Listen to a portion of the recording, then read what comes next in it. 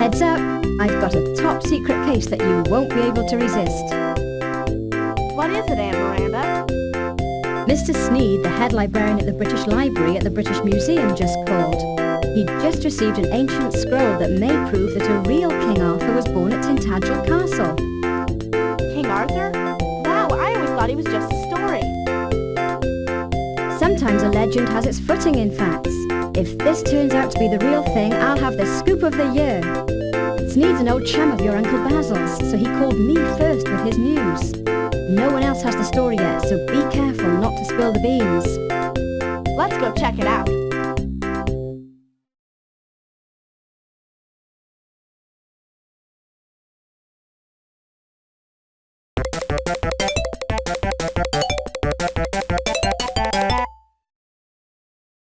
Uncle Basil got here before us. He loves a good story. I bet he's cooking something up for one of his novels.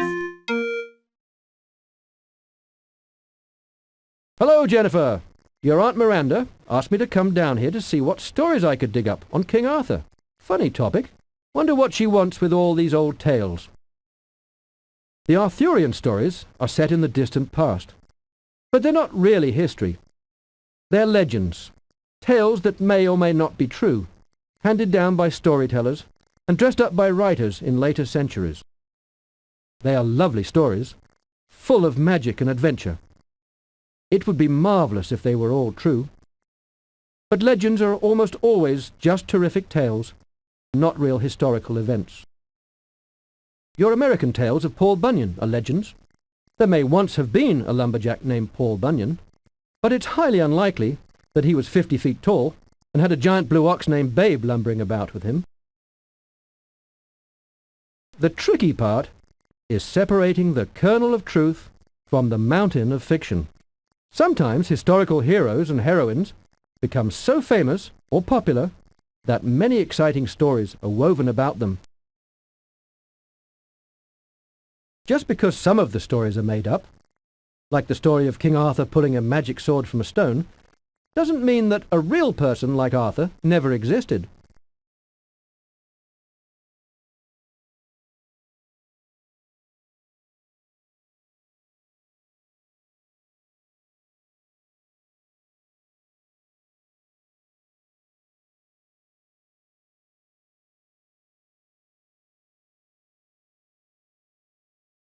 Wow, there sure are a lot of stories about the adventures of King Arthur and his Knights of the Round Table.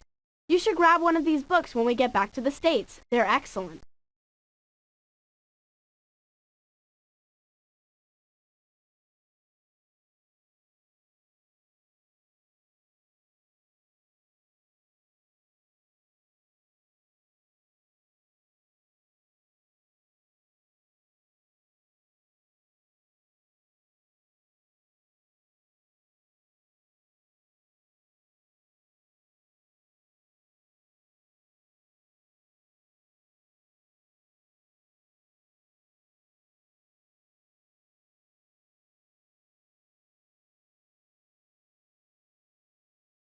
I'm not too sure about all this.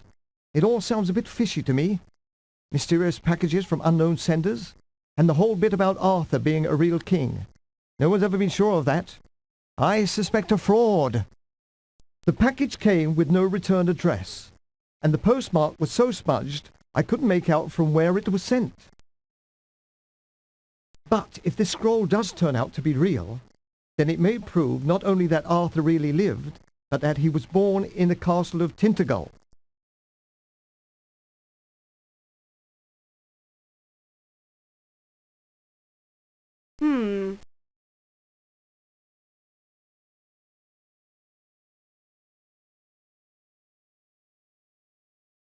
Hey, whoever wrote this scroll can't spell very well. Wouldn't a wizard have been pretty smart? A wizard, if there ever was such a thing, would have been a very clever fellow indeed. But what we see here aren't necessarily misspellings.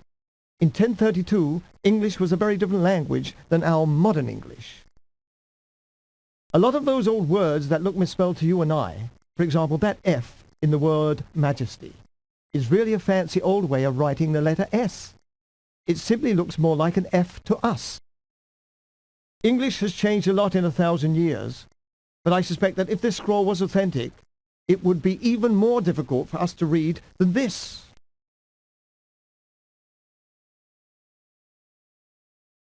Maybe we should talk to Mr. Buckley, the museum's curator. His office is down here. Mr. Buckley works with a lot of historical stuff in the museum. I bet he knows something about King Arthur. I've always loved the old stories of the Knights of the Round Table. Those legends represent the most romantic time in Britain's past. The Knights of the Round Table were supposed to be the strongest and fiercest warriors of their day. They could have been bullies, but instead they lived by the code of chivalry. I've heard that word before. What does it mean? Chivalrous knights or people use their strength to protect the weak or defenceless, not pick on them. Chivalry demands that a knight be courteous, brave, loyal, and generous. It's always been a pet peeve of mine that the museum, the British Museum, doesn't have an exhibit that shows off this wonderful age in Britain's history. But are the tales of Camelot and King Arthur really part of history, or are they just stories? Well, that really is the problem. If it were ever proven that Arthur was a true king, and the legends were based in solid fact, I could get a grant to open an Arthurian exhibit here at the museum.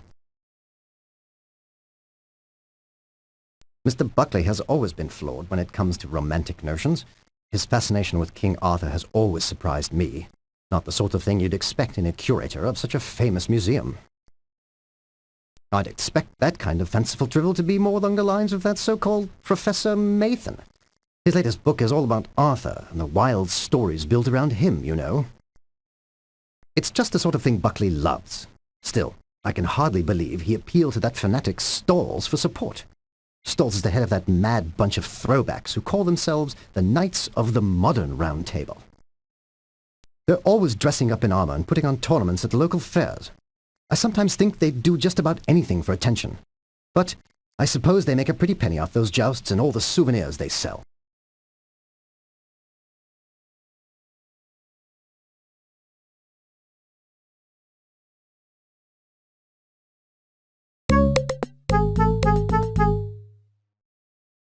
David Stalls publishes Nightlife from his shop here at Covent Garden.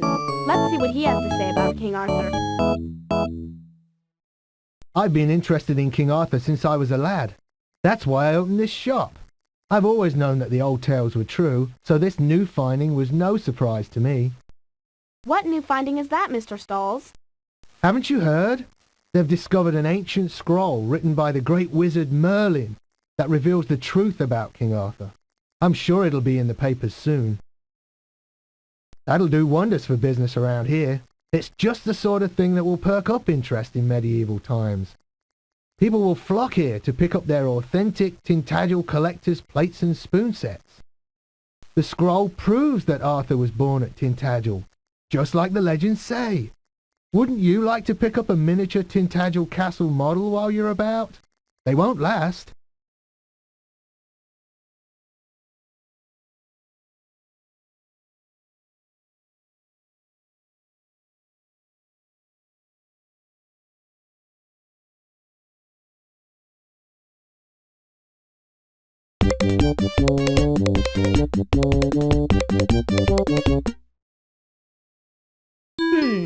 We can talk to Professor Mathan at Oxford or take the train to Tintagel and check out the castle. What do you think?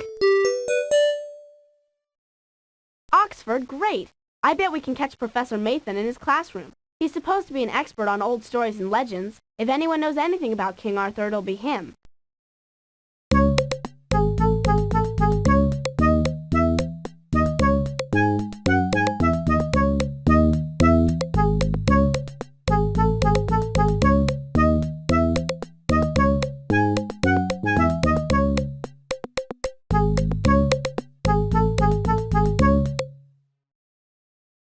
Professor Mathan, we've heard that you just wrote a book about King Arthur and the Knights of the Round Table. Do you think those stories might be real?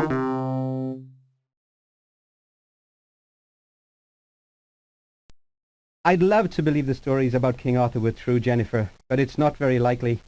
The tales of King Arthur are very popular, partly because they are filled with magic and heroic deeds, but no one has ever found any proof of a real King Arthur. In all my studies, the closest I've ever come is a little mention in the Easter Annals.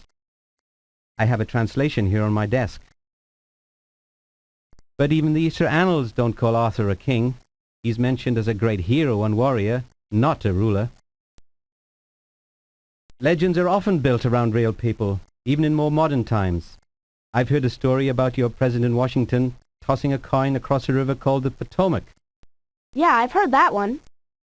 Now, President Washington was a real man, but I doubt very much that he was strong enough to toss a coin across a huge river like that.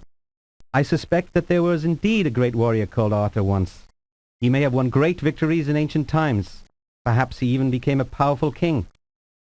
In any case, he made such an impression on his people that they created these wonderful stories about him. The tales about Arthur have grown and grown so that now the name King Arthur is known throughout the English-speaking world. That's why I expect my book will do so well. Those legends are as popular today as they've ever been. Of course, I imagine that if we could prove that King Arthur really did exist, my book would sell even better.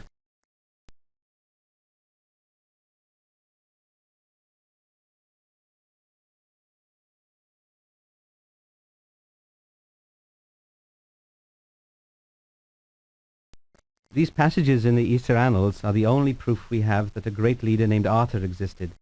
If he truly was a historical figure, he must have lived in the 6th century AD. But these notes all talk about the 500s. That's right. The calendar we use separates dates by the birth of Christ. The time before Christ is called BC, before Christ. The time after Christ's birth is called AD, from the Latin Anno Domini, or in the year of our Lord. We count our centuries beginning with Christ's birth also. The years 1 to 100 made up the 1st century AD. Any year between 501 to 600 would be part of the 6th century. That's why even though we live in the 1900s, we say we live in the 20th century.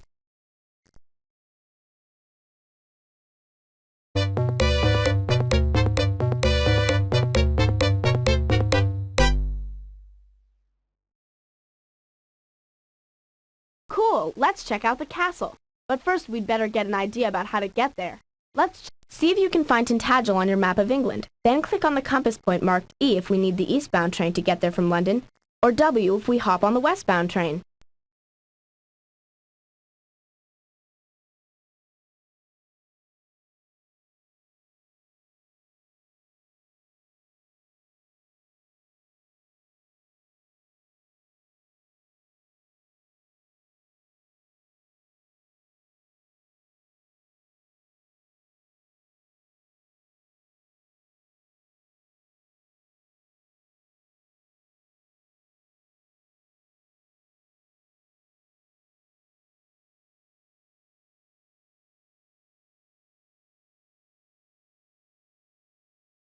That's right! Tintagel is way down in Cornwall on the west coast. We'll take the westbound train to get there from London.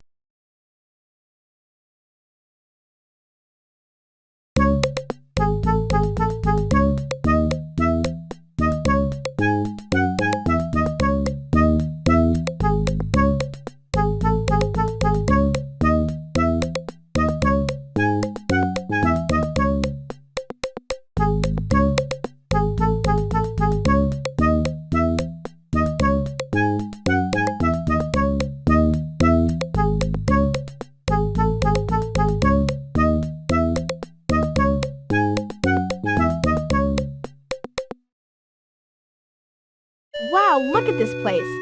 Can't you just picture what it must have looked like hundreds of years ago, filled with knights and ladies of the court?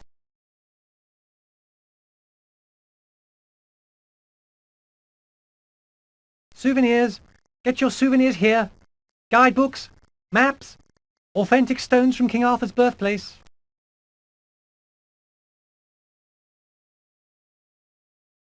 King Arthur's birthplace? Are you sure? As sure as a man can be about a feeling in his bones. I couldn't prove it, no one has yet, but I'm sure that old Tintagel was the true Camelot, where Arthur made his home. Where there's smoke, there's fire, as they say. That means that old stories are usually based on a little bit of truth. I think this place makes as fine a setting for the stories of Merlin, Arthur, and Guinevere as any. The guidebook says Tintagel Castle was built in about 1145 AD. No wonder it's practically crumbled away. It's almost 900 years old.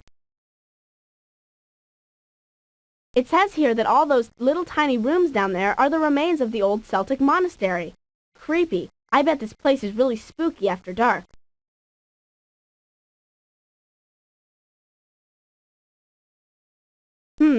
It says here that no proof has ever been found to back up the legend that King Arthur was born here. Whoever wrote this guidebook thinks that legend was made up by medieval writers with great imaginations.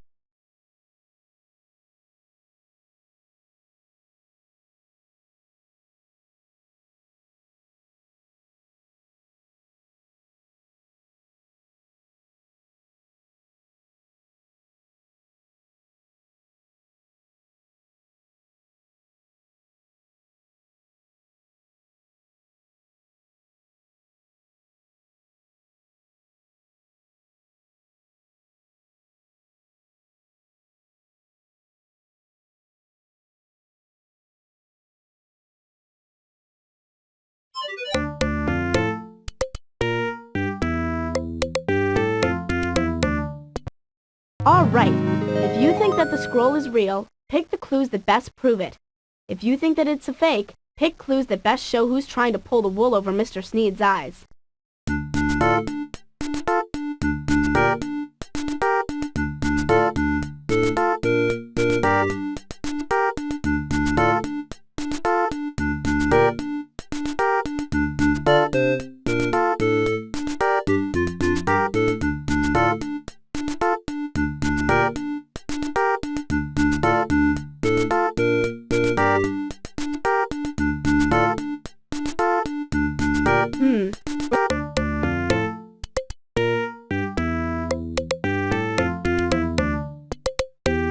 All right.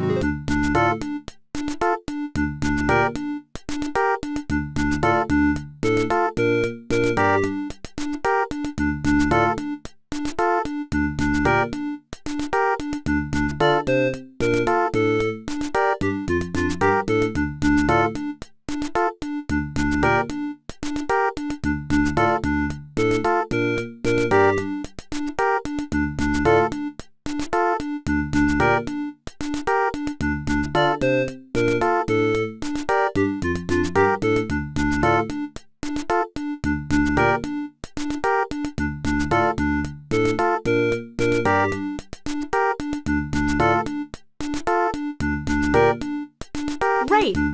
Now, if you think the scroll is real, pick King Arthur. If you think the scroll is a fake, pick the person you think sent it to Mr. Sneed. You got it! That ancient scroll was a fake. Mr. Stalls wrote it himself as a publicity stunt. The scroll that Mr. Sneed got in the mail appeared to be signed by Merlin the magician. It said that King Arthur was born in 1032 AD at the castle of Tintagel. But the guidebook we got at Tintagel says that the castle wasn't even built until about 1145 AD, over 100 years later. Mr. Sneed had his suspicions about the scroll he received in the mail. That's why he decided not to tell anyone about it except Aunt Miranda. But when we went to talk to Mr. Stalls in Covent Garden, he knew all about the scroll, and had even stocked up his store with Tintagel souvenirs. He must have sent the fake scroll to the British Library himself.